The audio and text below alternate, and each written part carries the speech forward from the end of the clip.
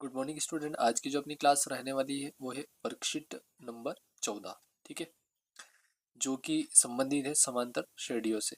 इसका फर्स्ट जो सवाल है उसमें दे रखा है श्रेणी -6 -3 0 3 का अगला पद क्या होगा। ठीक है, तो अपन इसमें अगर सार्वंतर देखें तो हर एक में कितने की जोड़ हो रही है, 3 की बढ़ोतरी हो रही है। ठीक है, और 3 की बढ़ोतरी इसका मतलब अगला जो पद है अपना क्या हो जाएगा, 6 हो जाएगा, राइट हो जाएगा इसमें। ठीक है, सवाल नंबर 2 जो है समांतर श्रेणी -1 -5/6 -2/3 का सार्वंतर ज्ञात करना है। तो अपने को पता है कि डी जो है उसका अगर सूत्र देखें अपन तो A2 - A1 होता है। इसकी जगह A1 - A भी लिख सकते हैं। ठीक है, वो अपने ऊपर डिपेंड करेगा। A2 है वो क्या है, -5/6 और माइनस हो जाएगा माइनस का 1। ठीक है, माइनस माइनस क्या हो जाएगा, प्लस हो जाएगा। तो यहाँ पे क्या ध्यान रखना, अपने को लघुत्तम लेके सोल्व करना पड़ेगा, क्योंकि एक संख्या जो है वो भिन्न रूप में है। तो 6 लघुत्तम आएगा, 6 का भाग 6 में 6 एक बार, उसका गुणा 5 से करोगे तो 5 बार। ठीक है, प्लस कुछ नहीं है तो एक का भाग 6 में 6 बार, उस 6 का गुणा 1 से करोगे तो 6। ये जो है वो माइनस का 5 है। अब 6 में से 5 घटाओगे तो 1/6 बच जाएगा अपने पास। तो राइट ऑप्शन रहेगा इसमें वह। सवाल नंबर 3 अगर देखोगे तो यदि समांतर श्रेणी का प्रथम पद 6 है, यानी कि a बराबर क्या है 6 है, और सार्वंतर कितना है 3 है, यानी कि सार्वंतर 3 है, इसका मतलब अगला पद क्या हो जाएगा 9 हो जाएगा, 12 हो जाएगा। तो अपने को वैसे ही सीधा देखोगे तो प्रथम पद से ही पता चल रहा है कि ये वाला राइट होगा इसमें। ठीक है, सवाल नंबर 4 जो है इसमें दे रखा है एक समांतर श्रेणी का प्रथम पद एवं अंतिम पद क्रमशः क्या दे रखे हैं 2 और 8, यानी कि a बराबर तो 2 है और d बराबर कितना है, सॉरी अंतिम पद जो है वो क्या है an, यानी कि 8 दे रखा आपने को। ठीक है, और पदों का योग जो है sn वो कितना है 90 है। तो n का मान ज्ञात करना, तो सिंपल सा है, sn बराबर होता है n/2 a प्लस an, ये वाला सूत्र लगाएंगे। ठीक है, तो sn का मान तो अपने पास कितना है 90 बराबर n का मान अपने को ज्ञात करना है बटा 2, और a का मान जो है वहाँ पर है 2 और an का मान है वो 8 है। ठीक है, ये दोनों जुड़ेंगे तो हो जाएगा 10, 10 में 2 का भाग लगेगा तो 5, यानी कि n बराबर हो जाएगा 90 में भाग लग जाएगा किसका, 5 का। तो ये हो जाएगा कितनी बार कटेगा, 18 बार, यानी कि पदों की संख्या जो है वो क्या होगा यानी कि 18 होंगे। ठीक है, सवाल नंबर 5 जो है उसमें दे रखा है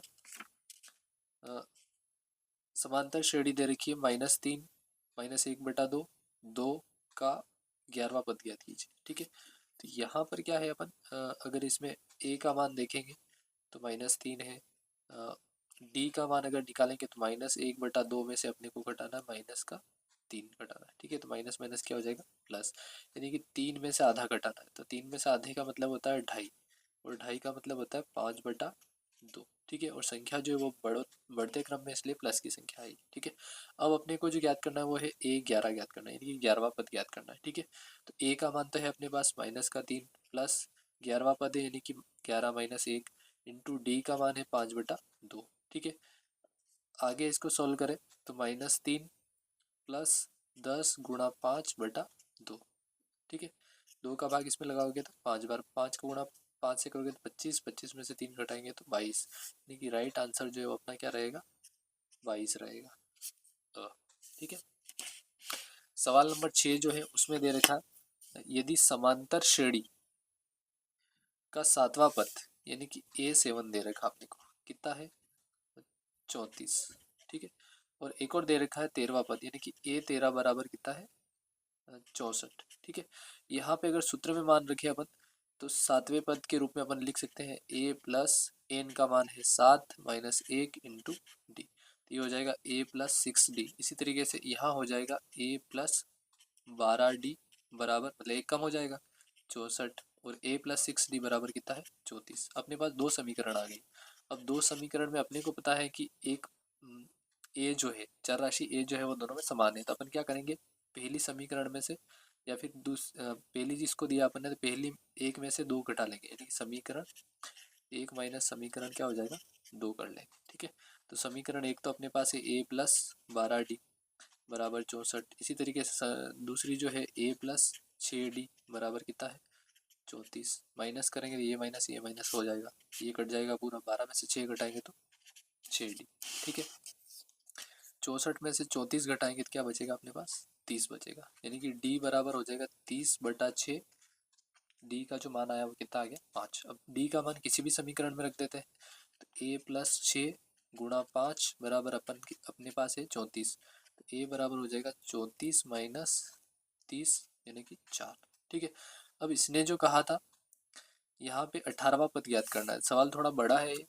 तो 18वां पद अगर ज्ञात करें इसमें, तो a 18 बराबर हो जाएगा, a का मान तो अपने पास कितना आ गया 4 प्लस 18 माइनस 1 इंटू डी का मान कितना है 5। 4 तो ही है, 18 में से 1 घटाएंगे 17, 17 का गुणा 5 से करेंगे तो 85। ठीक है, दोनों को जोड़ेंगे तो 89 जो है अपना क्या हो जाएगा, राइट आंसर। यानी कि इसमें ऑप्शन क्या हो जाएगा, अ हो जाएगा इसमें। तो सवाल थोड़ा सा बड़ा हो गया। सवाल नंबर 7 को देखें, अगर समांतर श्रेणी 3, 5, 7, 9 और लास्ट दे रखा है 201 का अंतिम से पांचवा पद ज्ञात करना। तो यहाँ पे क्या ध्यान रखना है कि अगर पीछे से अपने को यानी कि अंतिम से ज्ञात करना हो तो वहाँ पे ए का मान चेंज हो जाएगा और डी का मान भी चेंज हो जाएगा। तो ए का मान तो अपने लिए जो पीछे वाला मान है लास्ट पद वो हो जाएगा 201। ठीक है। डी जो है उसमें क्या होता है, जैसे 3 से 5 बढ़ रहे थे तो इसका उल्टा होगा, घटते हुए क्रम में लिखना, यानी कि -2 हो जाएगा इसका। ठीक है। अब सिंपल सा है, a5 ज्ञात करना है, यानी कि a का मान तो अपने लिए कितना हो गया 201 प्लस n का मान कितना है 5 माइनस 1 इंटू डी की जगह अपन क्या लिखेंगे -2। उल्टा करना है थोड़ा सा, बस ध्यान रखना है। ठीक है। 201 है ये, 5 में से 1 घटाएंगे तो 4, 4 का गुणा 2 से करेंगे तो -8 हो जाएगा, और -8 करेंगे 201 में से तो ये हो जाएगा 193। ये अपना क्या हो जाएगा, राइट आंसर आएगा। ठीक है, इंपॉर्टेंट सवाल है, ध्यान रखना है। सवाल नंबर 8 जो है उसमें है समांतर श्रेणी का प्रथम पद एवं अंतिम पद क्रमशः ये दे रखे, यानी कि a जो है उसकी जगह 1 है और an है उसकी जगह क्या है 11 है। यदि इसके पदों का योगफल जो है यानी कि Sn दे रखा अपने को 36, तो पदों की संख्या ज्ञात करनी। तो सिंपल सा है, वही वाला सूत्र लगाएंगे, Sn बराबर n/2 a प्लस an वाला। ठीक है। यहाँ पे अगर देखेंगे तो Sn की जगह तो क्या लिखना है अपने को 36, n का मान अपने को ज्ञात करना है, बटा 2 है ही है, a प्लस an यानी कि 1 प्लस 11 हो जाएगा। ठीक है, दोनों जोड़ेंगे तो 12 और 12 में 2 का भाग लगाएंगे तो 6, फिर 6 का भाग 36 में लगाएंगे तो n बराबर कितना आ जाएगा 6 आ जाएगा। इसको सोल्व कर लेना अच्छे से। ठीक है। सवाल नंबर 9 जो है समांतर श्रेणी दे रखी 3, -2, -7, -12 का सार्व अंतर ज्ञात कीजिए और अगले 4 पद लिखिए। तो सार्व अंतर अगर ज्ञात करना है तो a2 माइनस a1 कर लेंगे, और a2 का मान जो है वो कितना है -2, 3 जो है माइनस करेंगे इसमें तो ये हो जाएगा -5, यानी कि सार्वंतर अपने पास कितना आ गया -5। तो अगले इसके पद हो जाएंगे -12 में -5 जुड़ेगा तो -17, फिर -5 जुड़ेगा तो ये हो जाएगा -22, फिर अगला जुड़ेगा तो -27, फिर आगे जुड़ेगा तो -32। ये चारों पद हो जाएंगे। ठीक है। सवाल नंबर 10 जो है समांतर श्रेणी दे रखी 3, 8, 13, 18 और लास्ट दे रखा है 78 में पदों की संख्या क्या होगी।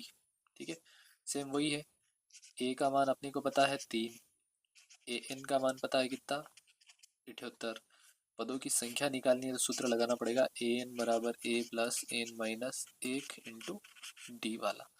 ए एन का मान है 78, ए का मान है 3 प्लस एन का मान नहीं पता है, और डी का मान जो है यानी कि सार्वंतर कितने का है 5 का है। आगे अगर इसको सॉल्व करें तो 78 में से घटा लेंगे अपन 3 और बराबर हो जाएगा 5n-5। 78 में से 3 घटाएंगे तो 75, 75 में फिर 5 जुड़ जाएगा और 5n इधर बचेगा अपने पास, ये हो जाएगा 80, और 5 जो है गुणा में होने है इधर भेजेंगे तो भाग लगेगा। ठीक है, यानी कि भाग जो चला जाएगा कितनी बार चला जाएगा 16 बार, यानी कि राइट आंसर अपना क्या हो जाएगा n बराबर 16। अगला जो सवाल है उसको देखें अगर, तो उसमें दे रखा है 3 के प्रथम 5 गुणजों का योगफल। तो सिंपल सा छोटा ही सवाल है, 3 के प्रथम 5 गुणज जो है वो हो जाएंगे 3, 6, 9, 12 और 15। इनका योग ज्ञात करना है। तो वैसे सिंपल तरीके से कर सकते हैं, लेकिन अपने को सूत्र के माध्यम से करना है, तो एस एन बराबर हो जाएगा an/2 A plus A N वाला सूत्र ही लगा देंगे कि अपने पास दोनों पद है। S5 निकालना है तो 5/2, ए का मान है 3, ए एन का मान है 15। ठीक है, 2 का भाग 15 और 3 18 में लगाएंगे कितनी बार चला जाएगा 9 बार, और 9 का गुणा 5 से करेंगे कितना हो जाएगा 45। ठीक है, और इसको जोड़ के देखोगे तो भी क्या आएगा 45 ही आने वाला है। सवाल नंबर 12 जो है इसमें 2 अंकों वाली कितनी संख्या 3 से विभाज्य है। तो 2 अंकों वाली संख्या स्टार्टिंग कहाँ से होती है, 10 से लेके 99 तक, और अपने को जो पूछा है वो क्या है, 3 से विभाज्य वाला। तो 3 से विभाज्य का मतलब 3 का भाग किस में चला जाता है, 10 में नहीं जाएगा, 11 में नहीं जाएगा, अगली संख्या कौन सी है, 12 में चला जाएगा, 12 के बाद 15, 15 के बाद 18, ऐसे करके लास्ट संख्या अपनी क्या रहेगी, 99, क्योंकि 99 में भी 3 का भाग आसानी से चला जाता है। ठीक है, अब इसमें ए का मान तो अपने लिए कितना हो गया, 12, डी का मान देखोगे कितना हो गया, 3। ठीक है, ए का मान ए एन का मान देखोगे कितना है, 99। तो पदों की संख्या ज्ञात करनी है तो ए एन बराबर A plus N minus 1 into D वाले सूत्र में मान लिख देंगे। ए एन तो अपने पास कितना है, 99, ए का मान कितना है, 12, एन का मान पता है क्या, नहीं पता है, डी का मान क्या है, डी का मान जो है अपने पास कितना है, 3 है। ठीक है, 99 में से 12 घटा लेंगे अपन तो ये बचेगा अपने पास 87। ठीक है, और 87 बराबर हो जाएगा 3n माइनस 3। ठीक है, -3 को इधर भेजेंगे तो ये हो जाएगा +3, यानी कि 90 बराबर 3n। तो n बराबर हो जाएगा 90 में भाग लग जाएगा किसका, 3 का, तो ये हो जाएगा n बराबर 30, जो अपना क्या हो जाएगा, राइट आंसर हो जाएगा। पदों की संख्या जो है वो कितनी हो जाएगी, 30 हो जाएगी। ठीक है, सवाल नंबर 13 जो है उसमें दे रखा है ए एन बराबर 9 माइनस 5n एक समांतर श्रेणी का nवा पद है। ठीक है, ये सूत्र दे रखा, तो सारवंतर लिखिए। तो सबसे पहले अपन a1 ज्ञात कर लेंगे, तो a1 मतलब n की जगह 1 लिखना है अपने को, a माइनस 5 इंटू 1 यानी कि ये हो जाएगा 4। इसी तरीके से a2 निकाल लेंगे तो 9 माइनस 5 इंटू 2 यानी कि 9 माइनस 10 हो जाएगा, तो ये हो जाएगा माइनस का 1। ठीक है, यहीं से अपन d का मान निकाल सकते हैं। d बराबर होता है a2 माइनस a1 यानी कि -1 -4, दोनों जुड़ ही जाएंगे तो ये हो जाएगा माइनस का 5। ये अपना क्या हो जाएगा, आंसर हो जाएगा। ठीक है, सवाल नंबर 14 जो उसमें देखें, प्रथम 1000 धन पूर्णांकों का योगफल ज्ञात करना है, यानी कि ऐसे निकालना अपने को। ठीक है,